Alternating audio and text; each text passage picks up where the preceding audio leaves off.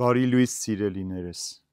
այս բաները գրեցի ձեզ, որպեսզի գիտենաք, թե հավիտենական կյանք ունեք և թե հավատում եք Աստծո Որդու անվանը։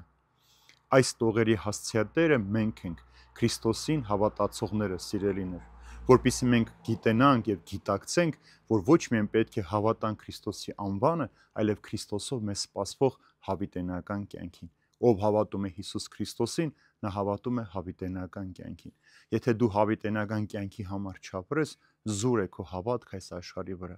Այս կյանքը տրված չէ, որ մենք այս երկրում մենք Հիսուսին հավատանք, որպեսզի Հիսուսով մենք առողջություն, խաղաղություն, երջանկություն կամ բարեկեցություն ստանանք։ Այս կյանքը տրված է, որպեսզի մենք Հիսուս Քրիստոսով նորից գտնենք հավիտենական կյանքը։ Իսկ հավիտենական կյանքը մեր ներսում է, երբ որ դու հավատում ես Հիսուս Քրիստոսին։ Ցավոք սրտի Հիսուսի անվանը հավատացողները շատ են։ Հնում այսպես, երբ որ հարցնում են ով ես, ասում էր քրիստոնյա։ Ով է քրիստոնյան, նա ով հավատում է Հիսուս Քրիստոսին։ Այսօր այս պատասխանը գոհացուցիչ չէ։ Ոչ միայն պետք է հավատաս Հիսուս Քրիստոսին, այլև Հիսուս Քրիստոսով պիտի գործես, Հիսուս Քրիստոսով պիտի ապրես եւ Հիսուս Քրիստոսով դու պետք է նաեւ հրաշքներ գործես այս աշխարհի մեջ։ Միայն հավատալ, որ Հիսուսը կա եւ Հիսուսի անվանը հավատալ, մի քանի անգամ խաչակնքվել կամ ձեռքերը վեր բարձրան փառաբանել, այսօր բավական չէ։ Այլ դու պիտի թույլ տալ, որ Հիսուս իր անվամբ ոչ միայն այլև գործով գա ու բնակվի քո մեջ եւ այդ գործը այնքան կենթանի լուսավոր դառնա քո կյանքի մեջ, որ քեզ տեսնելով շատերը